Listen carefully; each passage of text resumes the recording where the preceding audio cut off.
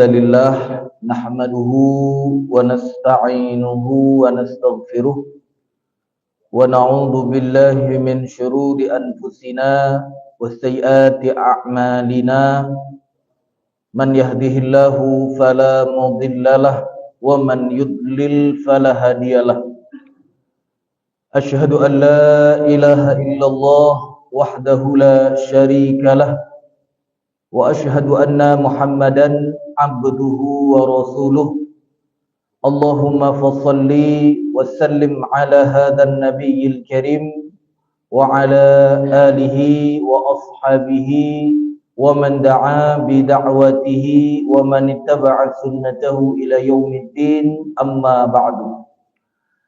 Jamaah salat subuh Masjid Al-Muhajirin yang senantiasa dirahmati dan diberkahi dunia oleh Allah Ta'ala. Kita bersyukur kepada Allah yang masih dimudahkan oleh Allah beramal soleh, masih diberikan kesempatan oleh Allah beramal soleh. Mudah-mudahan semua amal soleh yang telah kita kerjakan maupun yang saat ini sedang kita jalankan semuanya diterima dan diridhoi oleh Allah Subhanahu wa Ta'ala. Amin ya rabbal alamin. Bapak Ibu dirahmati Allah, salah satu ibadah yang disyariatkan di dalam agama kita, agama Islam, adalah al-jihad. Ya. Jadi salah satu ibadah yang disyariatkan. Bahkan kata Rasulullah sallallahu alaihi wasallam, ya, ibadah jihad ini adalah ibadah yang memiliki kedudukan yang sangat tinggi. Ya. Jadi ibadah kan begitu banyak, Pak ya. Ada pengajian, ada sholat, ada apa lagi misalnya? Sedekah, ada birrul walidain, ada amal ma'ruf, nahi mungkar. Ya, ada saling tolong menolong. Semua itu ibadah. Nah, ada salah satunya adalah al-jihad namanya. Nah, bahkan disebutkan oleh Rasulullah sallallahu alaihi wasallam jihad itu sebagai apa? Ibadah puncak, ibadah puncak. Makanya ada dalam sebuah hadis ya yang diriwayatkan oleh Imam At-Tirmizi ya. Dan beliau mengatakan hadis ini adalah hadis yang sahih. An Mu'adz bin Jabal radhiyallahu anhu ya. Jadi hadis ini dari Mu'adz bin Jabal. Kata Rasulullah sallallahu alaihi wasallam, "Ala ukhbiruka bi ra'sil amri." Habis itu kullihi wa umudihi wa zirwati sanamihi. Ya. Ketika itu Rasulullah sallallahu alaihi wasallam mengatakan kepada Mu'adz bin Jabal, "Maukah engkau aku beritahu pokok urusan agama ini?" Ya, ra'sul amr. Pokok urusan di dalam Islam itu apa? Ya, di dalam agama Allah, pokok urusan itu apa? Maka ditanya oleh Rasulullah, "Maukah aku beritahu tentang pokok itu?" Habis itu, "Maukah aku beritahu tentang tiangnya dan juga puncak dari agama ini?" Maka kata Mu'adz, "Bala ya Rasulullah." Iya, aku mau diberitahu wahai Rasulullah. Maka di saat itu Rasulullah sallallahu alaihi wasallam mengatakan, "Ra'sul amr al-Islam." Jadi pokok perkara di dalam agama itu adalah Islam. Jadi ketika seseorang sudah menjadi muslim, ya, berarti dia sudah punya pokok, Pak ya, sudah punya dasar. Makanya untuk menjadi seorang muslim sebenarnya gampang saja sebenarnya, Pak ya. Tinggal dia mengatakan apa, Pak? Asyhadu an la ilaha illallah wa asyhadu anna Muhammad Rasulullah. Sudah jadi muslim dia. Ya. Jadi itu ra'sul amr, itu pokok perkara. Tapi kalau orang belum mengatakan itu belum punya pokok, belum punya landasan. Ya. Dan kemudian wa umudihi, tiangnya apa? Tiangnya kata Rasulullah, umuduhu as-shalah. Tiangnya adalah salat. Nah, ibaratnya rumah kalau sudah punya fondasi, butuh apa Pak setelah itu? Butuh tiang. Maka tiangnya dalam agama kita itu adalah salat. Kalau ada orang yang punya pondasi nggak salat, berarti nggak ada tiang, Pak ya. Ya. Habis itu apa kata Rasulullah lagi? Ya, kata Rasulullah sallallahu alaihi wasallam, wa dzirwatu sanamih. Wa dzirwatu sanamih artinya puncak tertingginya adalah al-jihad. Nah, puncaknya ya setelah tiang berarti ada puncaknya, Pak ya. Nah, kalau rumah apa namanya? Kalau rumahnya atap, Pak, atap. Nah, puncak tertingginya adalah al-jihad. Dan semua itu ibadah, Pak. Ya, Islam. Orang mengatakan asyhadu an la ilaha illallah wa asyhadu anna Muhammad Rasulullah. Habis itu kalau dia sempurnakan dengan rukun-rukun yang lain, yaitu ibadah. Habis itu salat dia sendiri juga ibadah. Nah, jihad yang sebagai puncak itu juga ibadah. Dan dia satu paket. Ya, satu paket tersendiri. Tidak bisa digabungkan atau dimaknai dengan makna yang lain. Ya, jadi ada satu pengertian tersendiri. Maka Bapak Ibu dirahmati Allah, hari ini insya Allah kita akan bahas adab tentang al-jihad yang sesuai dengan perspektif atau pandangan Al-Quran dan Sunnah. Sehingga apa Bapak Ibu dirahmati Allah, kita bisa menjadi orang yang mengenal dengan syariat jihad ini, dan insya Allah jika sudah tiba waktunya, kita bisa menjalankan sesuai dengan adab Islam. Jangan sampai ya kita tidak mengenal jihad dengan sebenarnya, dan nanti ketika waktunya kita juga tidak tahu. Akhirnya apa, Pak? Kalau kita belum tahu tata caranya, adab-adabnya, bisa jadi nanti bingung, Pak ya? Bingung. Sama seperti orang sholat gitu, Pak ya? Orang sholat nggak tahu cara sholat, tiba-tiba disuruh sholat, gitu gimana? Bingung nggak, Pak? Bingung, Pak ya?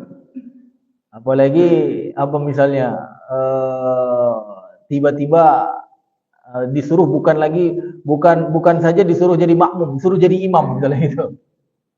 Nah, kalau misalnya dia belum terbiasa, bingung nggak? Jadi harus dipelajari dulu, ya. Walaupun bukan berarti apa, ya dengan mempelajari harus langsung dilakukan, kan gitu kan. Jadi Bapak Ibu dirahmati Allah, ini yang perlu kita pahami dan kita pelajari pada hari ini, yaitu adab al-jihad dalam perspektif Al-Qur'an dan Sunnah. Karena ya al-jihad itu adalah satu ibadah yang kata Rasulullah sallallahu alaihi wasallam sebagai puncaknya ibadah seorang muslim, ya. Nah, Bapak Ibu dirahmati Allah, ini adab yang pertama di dalam berjihad di jalan Allah Subhanahu wa taala. Jadi jihad yang pertama harus dilandasi dengan niat yang tulus dan ikhlas. Ya, Masya Allah. Saya sengaja buat begini biar bisa dipoto nanti, Pak ya. Kalau nanti yang ingin simpan gitu ya, yang ingin simpan catatannya. Sebelum berangkat ke medan jihad, hendaknya seseorang meniatkan jihadnya untuk meninggikan kalimat Allah, memuliakan agamanya, meraih pahala jihad, dan mencari syahadah atau mati syahid. Nah, ini niatnya, Pak.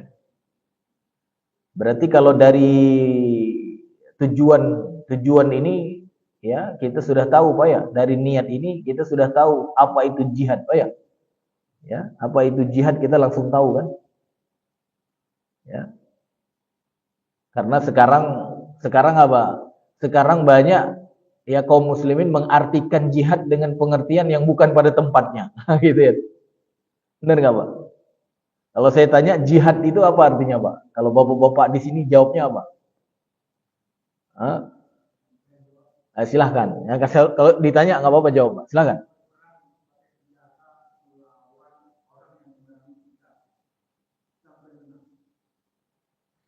Kita kunci dulu, walaupun belum sempurna.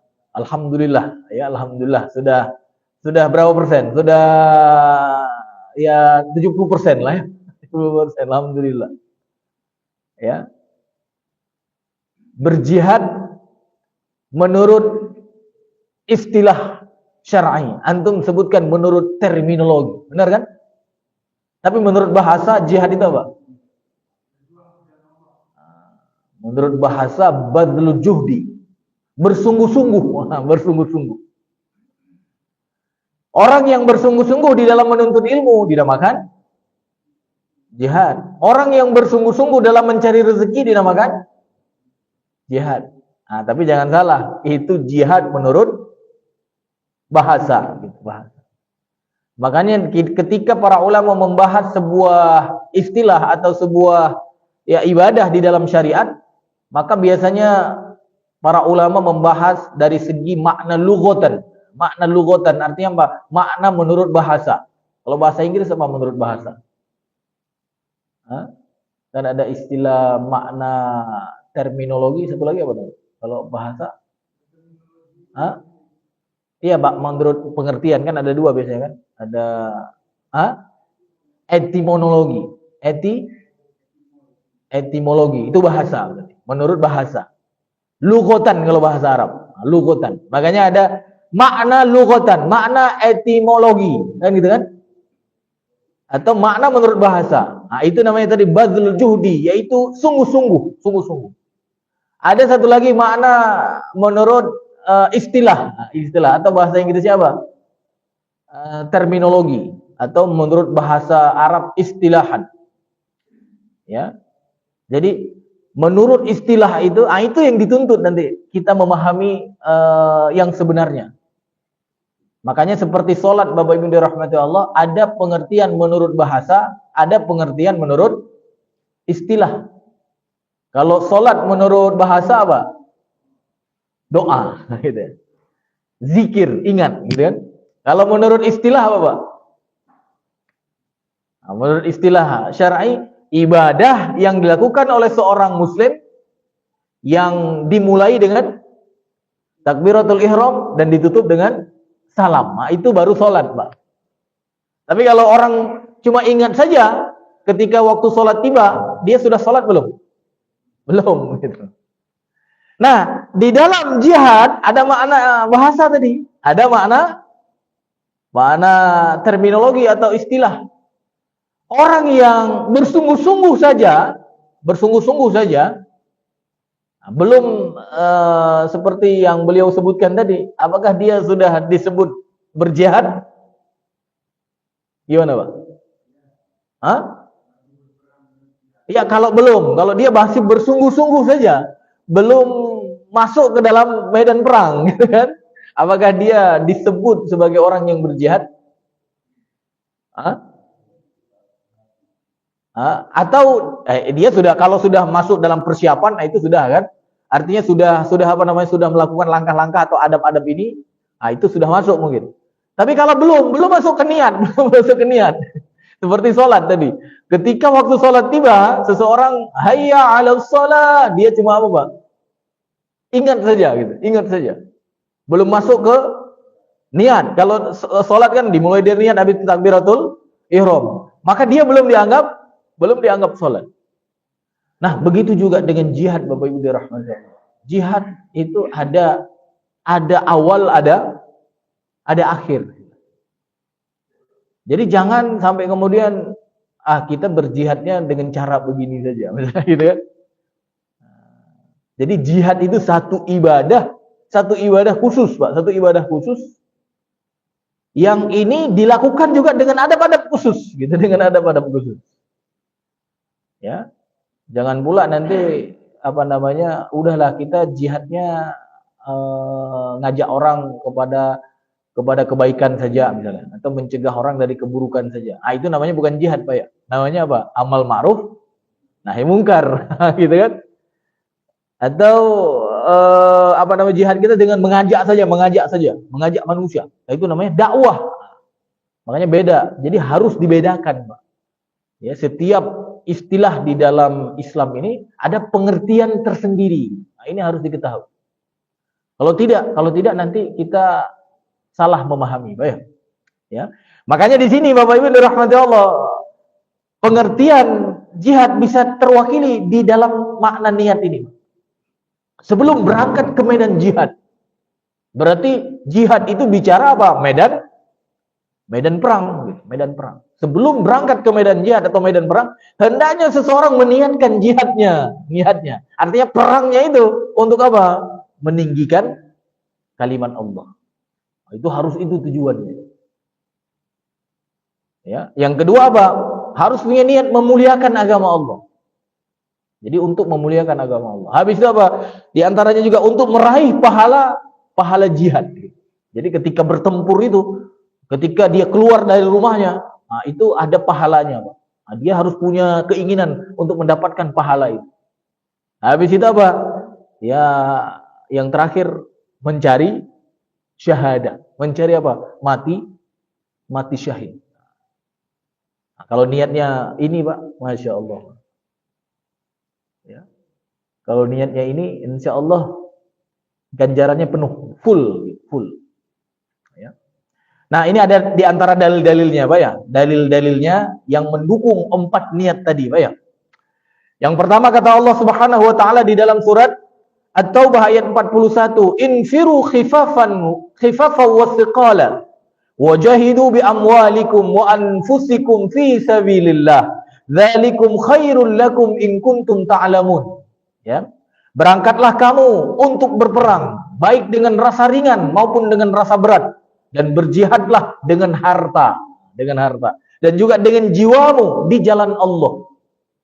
Yang demikian itu adalah lebih baik bagimu jika kamu mengetahui. Jadi ada kalimat apa, Pak? Kalimat fi sabilillah. Jadi harus berjihad dengan harta dan dengan jiwa fi sabilillah. Apa yang dimaksud dengan fi sabilillah? Nah, itu tadi yang 4 ini, Pak. Fi sabilillah itu tujuannya meninggikan kalimat Allah. Itu fi sabilillah. Fi sabilillah itu ketika tujuannya memuliakan agamanya, itu fi sabilillah. Ketika ingin meraih pahala jihad, ingin dapatin pahala, itu fi sabilillah. Ingin dapat syahid, itu fi sabilillah. Tapi kalau orang bukan untuk ini, Pak, cuma untuk apa misalnya? Ya, yang lain-lain, Pak. Nanti ada hadisnya, Pak. Ada orang berjihad, berperang di jalan Allah bukan untuk ini, tapi untuk yang lain. Maka tidak disebut fi sabilillah, ya. Ada juga firman Allah dalam surat Al-Maidah ayat 35.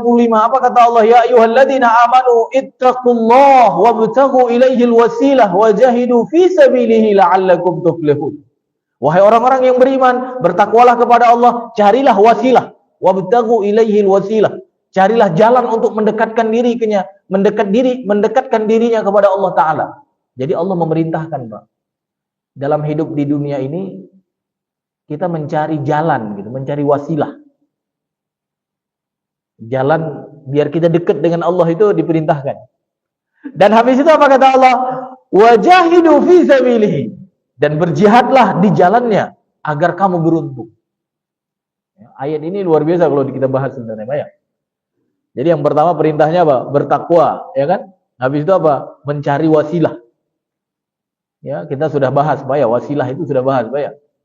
Apa arti wasilah, Pak? Ada yang bisa jawab? Mumpung ditanya, Pak ya.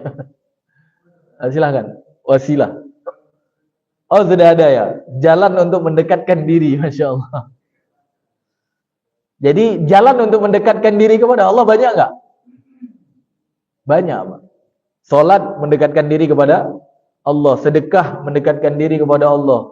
Semua yang kita sudah sebutkan tadi mendekatkan diri kepada Allah. Tapi Masya Allahnya apa, Pak? Masya Allah di ayat ini, ya, di ayat ini Allah Subhanahu Wa Taala langsung menyebutkan kemudian jihad, gitu, Pak. Jihad. Padahal jihad itu kan tadi kita sebutkan itu wasilah juga kan? Salah satu ibadah untuk mendekatkan diri kepada Allah. Tapi tidak dimasukkan ke dalam kalimat wasilah saja. Dikeluarkan oleh Allah sendiri gitu, dikeluarkan sendiri oleh Allah kan?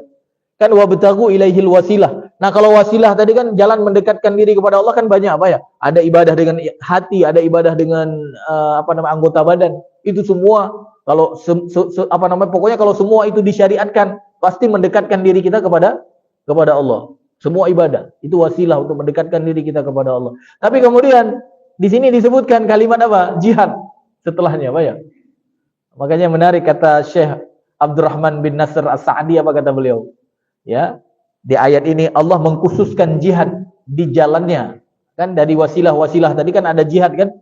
Nah, Allah mengkhususkan jihad di jalannya dari amal-amal yang mendekatkan kepadanya, karena bentuk ini artinya ibadah jihad ini termasuk kemuliaan yang mulia dan ibadah yang paling utama. Juga karena barang siapa yang menunaikannya, maka dia pasti menunaikan yang lainnya. Ya, bahkan lebih baik. Itu kata Imam Sa'di, salah satu ulama tafsir.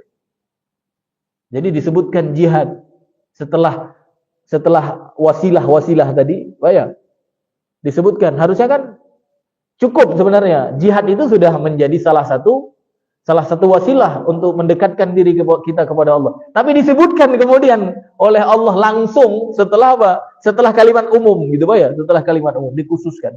Karena apa? Karena jihad itu punya makna yang sangat mulia, sangat agung. Bahkan ibadah yang paling tinggi. Maka kata beliau apa? Barang siapa yang menunaikannya, artinya menjadi mujahid, menjadi orang yang berperang di jalan Allah, maka dia pasti menunaikan yang lainnya, bahkan bisa lebih, ya. Nah, ini sekaligus menjadi jawaban untuk orang-orang yang ada gitu, orang-orang yang mengatakan jihad itu kecil gitu kan, ada kan? Kan ada orang mengatakan bahkan dinisbatkan kepada Rasulullah SAW ketika Rasulullah SAW baru keluar dari sebuah perang, ya, maka kata mereka Rasulullah mengatakan kepada sahabat-sahabatnya, kita baru saja keluar dari perang yang kecil. Pernah dengar kan Pak ya? Pernah dengar kan? Dan kita akan apa namanya?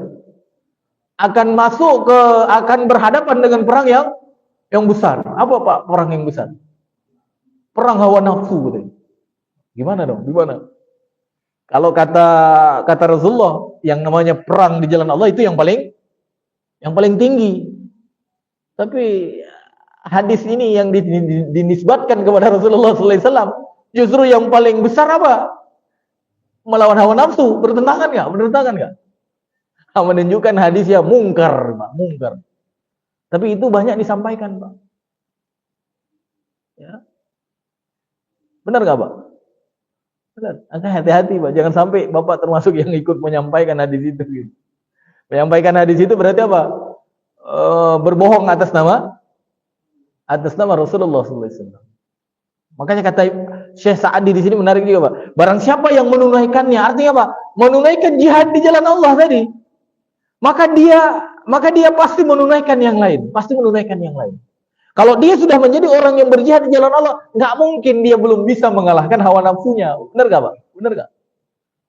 Karena kalau kita belum bisa mengalahkan hawa nafsu, kayaknya nggak akan mungkin berani terjun ke medan perang, nggak mungkin. Karena yang namanya nafsu itu apa, Pak? Maunya enak-enak, Pak ya? Maunya makan-makan gitu, Pak. Maunya apa lagi, Pak? Pokoknya seneng-seneng gitu. Tiba-tiba perang itu yang namanya perang bukan seneng-seneng, Pak. Masyaqqah artinya apa? Itu beban, itu berat, itu. Makanya kata beliau benar, orang yang menunaikan jihad itu artinya perang di jalan Allah, pasti dia menunaikan yang lain. Nah, ini ijtihad beliau, walaupun belum tentu, Pak ya. Tapi menarik gitu. Untuk minimal menjawab orang-orang yang mengatakan perang di jalan Allah itu kecil. Yang besar itu adalah perang melawan hawa nafsu. Itu mungkar, Pak. Ya. Maka Bapak Ibu dirahmati Allah, kita harus memahami jihad dengan sebenarnya dan menempatkan pada posisinya. Ya, jangan sampai menempatkan jihad, yaitu perang di jalan Allah itu bukan pada posisinya. Posisinya sudah dikatakan oleh Rasulullah itu adalah puncak. Maka jangan sampai kita kemudian apa? Mengatakan itu kecil. Itu musibah, itu musibah. Ya. Bahkan Bapak Ibu dirahmati Allah, orang kafir pun sebenarnya kalau kita lihat mereka tahu, Pak, perang itu punya posisi apa namanya? Posisi tinggi. Makanya mereka, bahkan Amerika sekarang kan, Pak ya. Amerika sekarang nih, dia sudah merubah departemen pertahanannya, kan? Menjadi departemen perang. Masya Allah. Bukan sudah niat, memang sudah dipraktekkan, Pak. Bukan niat, sudah dipraktekkan dari dulu. Coba Bapak lihat sejarah Amerika. Tahun 1789. Dia sudah punya departemen perang. 1789 Masehi. Udah punya departemen perang. Dia bangun negaranya memang dengan apa, Pak? Dengan perang. Apa perang dalam istilah Islam, Pak? Apa perang dalam istilah Islam? Jihad. Perang dalam istilah Islam itu jihad. Makanya mereka tahu posisi perang itu. Mereka tahu.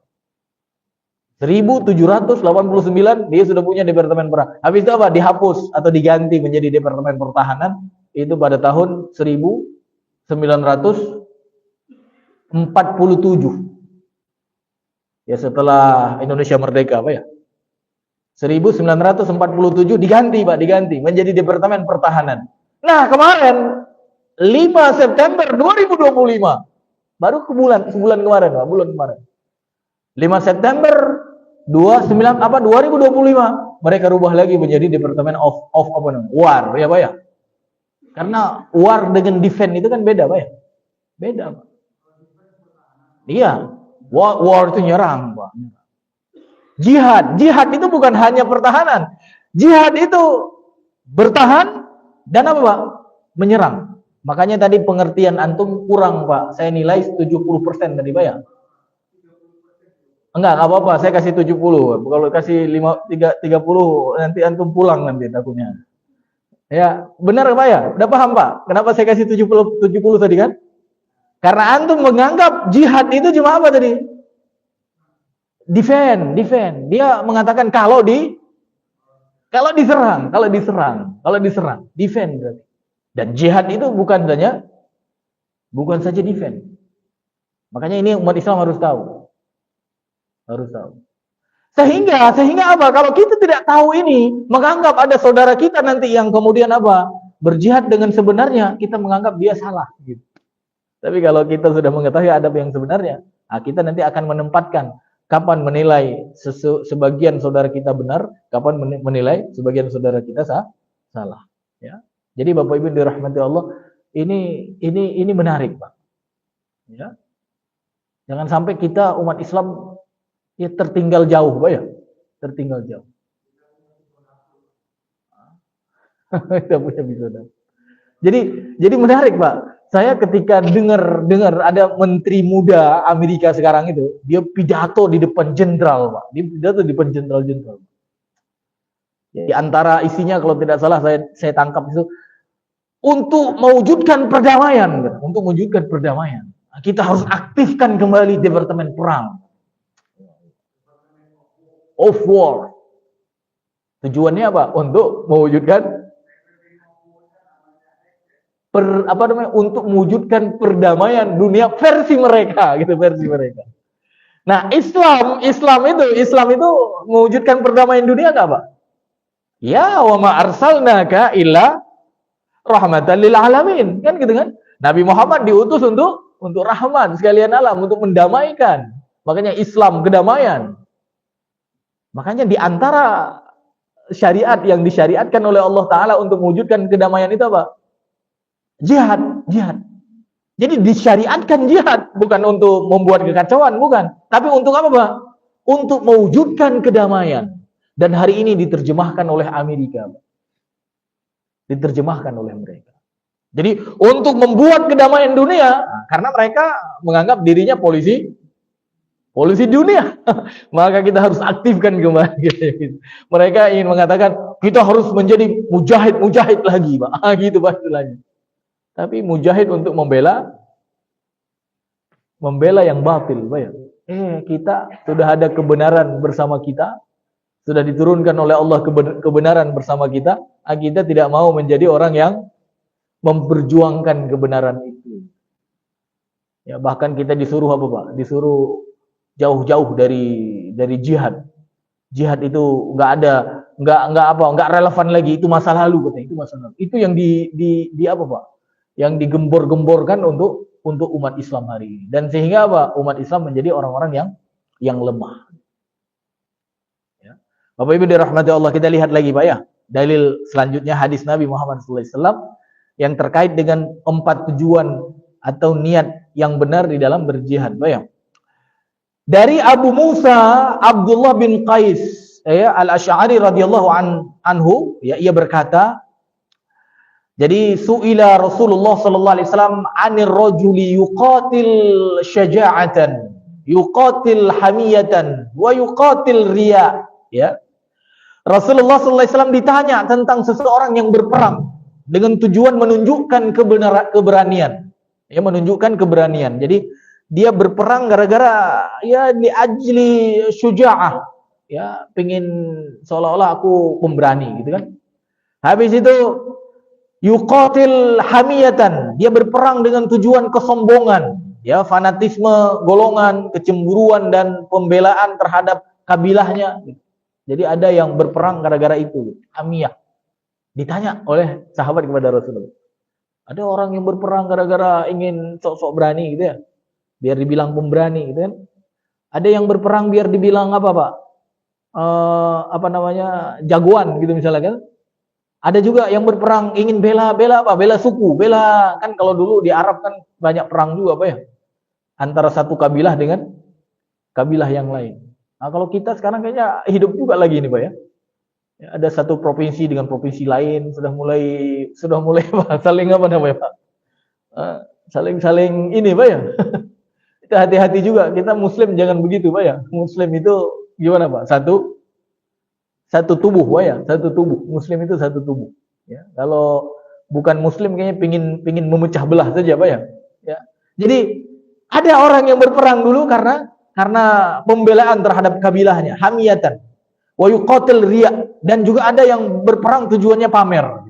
Maka ditanya oleh sahabat, ayyu dzalika fi sabilillah? Manakah di antara semua itu yang kita sudah sebutkan tadi, yang mana yang di jalan Allah atau yang disebut dengan jihad fisabilillah, yang mana? Maka Rasulullah sallallahu alaihi wasallam menjawab dengan kalimat singkat, Pak. Man qatala litakuna kalimatullahi al-ulya fahuwa fisabilillah, kata Rasulullah. Barang siapa yang berperang dengan tujuan agar kalimat Allah menjadi yang paling tinggi, yang paling luhur, maka ia disebut jihad di jalan Allah. Jadi nggak dijawab satu-satu, Pak ya. Kan ditanya tadi, ada orang berperang gara-gara ingin menunjukkan keberanian, ada orang membela kabilah, membela golongan, ada orang berperang karena ingin pamer. Yang mana yang di jalan Allah? Rasulullah nggak jawab satu-satu, yang ini nggak di jalan Allah, yang ini nggak di jalan Allah, nggak. Rasulullah langsung jawab, man qatala litakuna kalimatullahi al-ulya fa huwa fisabilillah. Hadis riwayat Bukhari dan Muslim. Jadi barang siapa yang berperang untuk tujuan meninggikan kalimat Allah. Tujuannya itu saja. Biar kalimat Allah, biar syariat Allah yang menjadi apa, Pak? Menjadi sumber kedamaian manusia. Gitu, Pak ya. Kayak Amerika berperang untuk mewujudkan kedamaian, tapi bukan di jalan Allah, Pak ya. Di jalan siapa? Di jalan sistem mereka, gitu. Sistem mereka. Ya, untuk menjaga sistem mereka, gitu. Untuk menjaga sistem mereka. Maka mereka mensyariatkan perang, Pak. Bahkan tadi saya katakan ceramah di depan jenderal-jenderal itu biar semangat gitu untuk menjaga sistem mereka. Kita punya syariat sudah diturunkan oleh Allah Ta'ala. Kita tidak mau menjaga dan menyebarkan sistem yang sudah disyariatkan oleh Allah. Bayang. Makanya Bapak Ibu rahmati Allah, kalau hari ini macam-macam dengan Amerika, Bapak diserang, Pak. Karena mereka sudah memproklamirkan kembali apa? Department of War tadi. Jangan macam-macam. Ya. Harusnya apa? Kita buat juga. Karena mereka sudah memproklamirkan Department of War misalnya kan, maka kita menghidupkan di setiap masjid-masjid, di setiap negara muslim, Department of apa, Pak? Of jihad. Masya Allah. Ini menarik nih, Pak. Ini menarik. Saya kemarin pernah mengusulkan ke beberapa masjid gitu, Pak ya. Biar masjid itu punya bidang, namanya bidang, punya apa namanya? Punya seksi, punya departemen of jihad. Division of jihad gitu, Pak ya. Kalau sekarang masjid kita ada nggak, Pak? Divisi of jihad gitu, ada, Pak? Ada? Belum? Baru ada divisi apa misalnya keuangan atau dakwah gitu, Pak ya. Divisi of jihad belum ada, Pak ya. Saya mengusulkan semua masjid, Pak, semua masjid harus ada itu. Kalau masjid muhajirin doang, takutnya apa, Pak? Takutnya nanti masjid muhajirin saja yang dianggap aneh gitu kan. Semua masjid, Pak. Sama seperti masjid ini misalkan punya divisi dakwah, divisi ini, tambah satu lagi, divisi jihad gitu, ya Allah. Apa kerjanya? Nah, kerjanya nanti diantaranya yang ada di dalam adab-adab yang akan kita bahas. Dia melakukan sosialisasi, dia melakukan persiapan, dia mau mengumpulkan, termasuk karena ada jihad juga dengan harta, Pak ya. Kan ada wajah itu bi amwalikum wa anfusikum kan. Nanti bagaimana? Oh, itu harus dipikirkan dari sekarang, Pak. Jangan sampai begitu musuh datang, baru kemudian apa, Pak? Baru kemudian ayo berkumpul saja sudah susah, Pak, nanti. Berkumpul nanti sudah susah. Sekarang waktunya berkumpul. Ya seperti saudara kita di Palestina hari ini misalnya, Pak ya. Ini tokoh-tokohnya untuk rapat saya kan repot, Pak ya, repot, Pak. Gimana mau rapat? Kelihatan wajahnya saja langsung ditembak. Bagaimana mungkin mau rapat? Gimana strategi jahat kita? Kan susah, Pak ya. Makanya harus ada namanya i'dad, persiapan. Dan di antara bentuk persiapannya kita harus buat seperti Amerika hari ini, Pak ya, yang sudah mengadopsi sistem Islam, teman. Jadi dia punya divisi khusus untuk apa, Pak? Untuk perang. Bahkan itu bukan sekarang, Pak. Dari tahun 1789. Itu sudah ada, Pak. Baru diganti tadi saya katakan 1947. Jauh sekali, Pak. Lama sekali mereka mengamalkan jihad versi mereka. Jihad versi mereka. Karena jihad itu memang ibadah di medan perang. Ya. Baik, Bapak Ibu dirahmati Allah. Mudah-mudahan ya, kita semua minimal apa, Pak? Punya niat dulu, Pak. Niat dulu, minimal. Ya, niatnya untuk meninggikan kalimat Allah. Karena memang ada hadis. Saya tidak sebutkan di sini. Hadis yang diriwayatkan oleh Imam Muslim, Pak. Hadis diriwayatkan oleh Imam Muslim. Jadi orang yang mati, dia tidak pernah berperang. Dan dia tidak pernah punya niat untuk berperang. Maka kata Rasulullah SAW, mata ala syu'bah min nifaq. Jadi man lam yaghzu, siapa yang belum pernah berperang, walam yuhaddits nafsahu bihi, dan dia tidak pernah punya niat untuk berperang di jalan Allah, mata ala syu'bah min nifaq, maka matinya kata Rasulullah SAW dalam cabang kemunafikan. Makanya saya katakan minimal punya niat. Sehingga kalaupun kita dipanggil oleh Allah besok, aku sudah punya azam untuk menjalankan salah satu syariat yang disyariatkan oleh Allah, yaitu jihad. Berazam.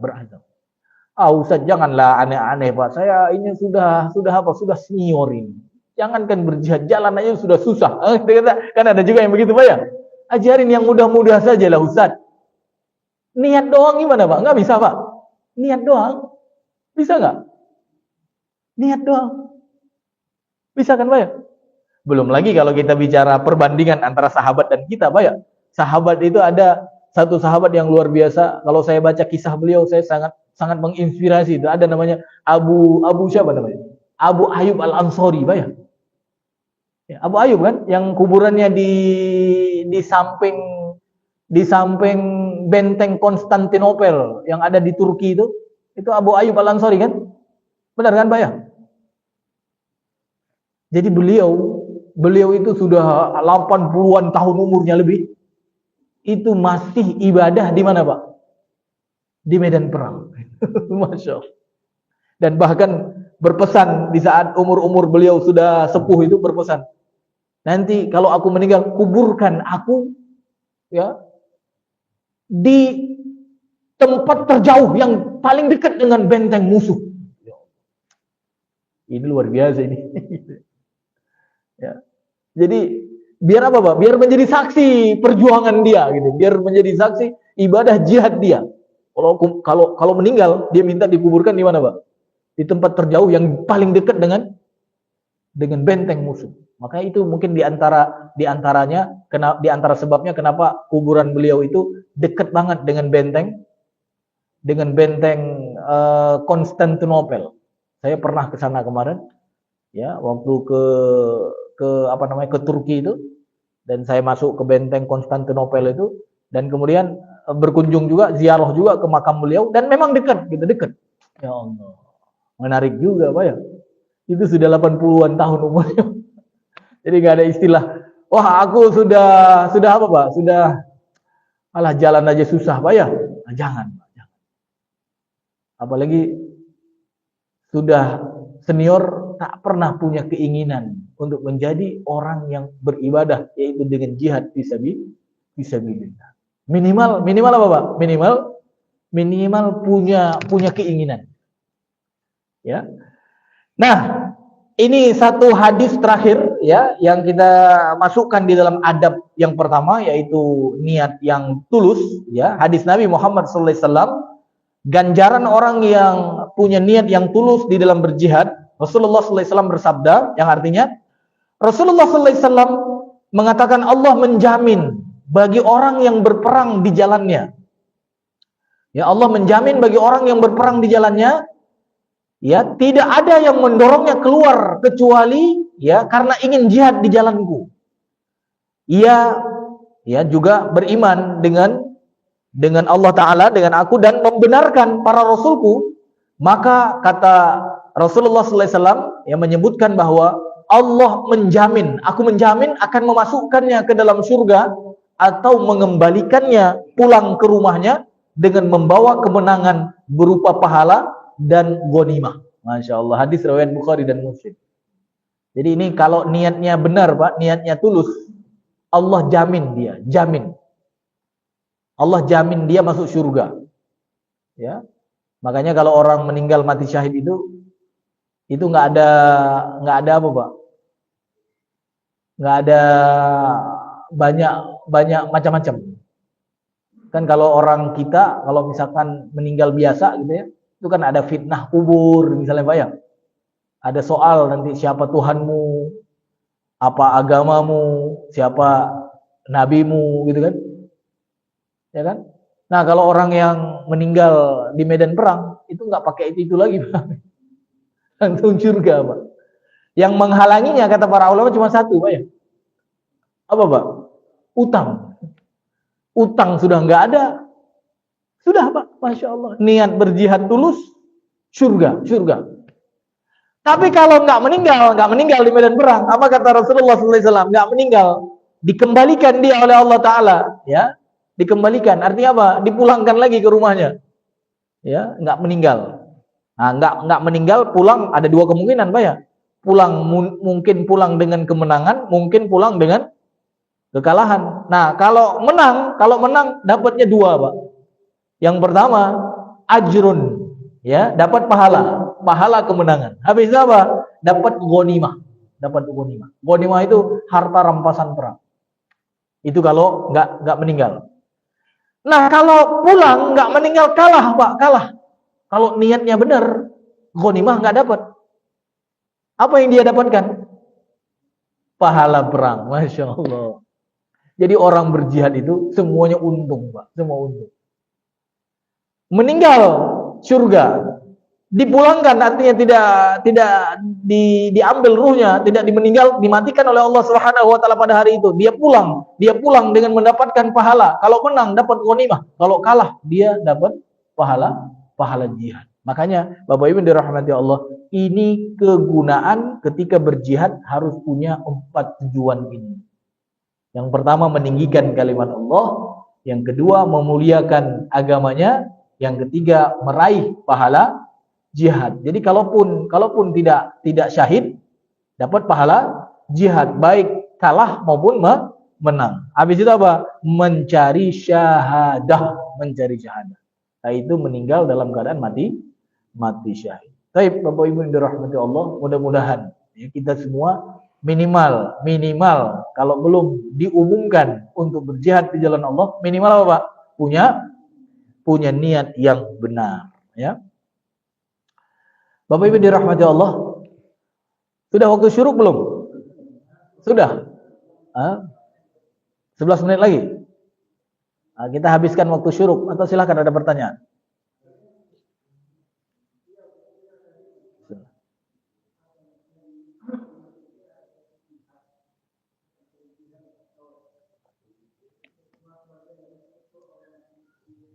Ya. Oh iya. Hmm. Ya.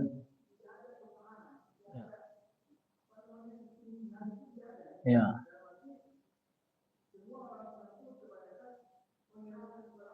Ya, tawakal. Ya.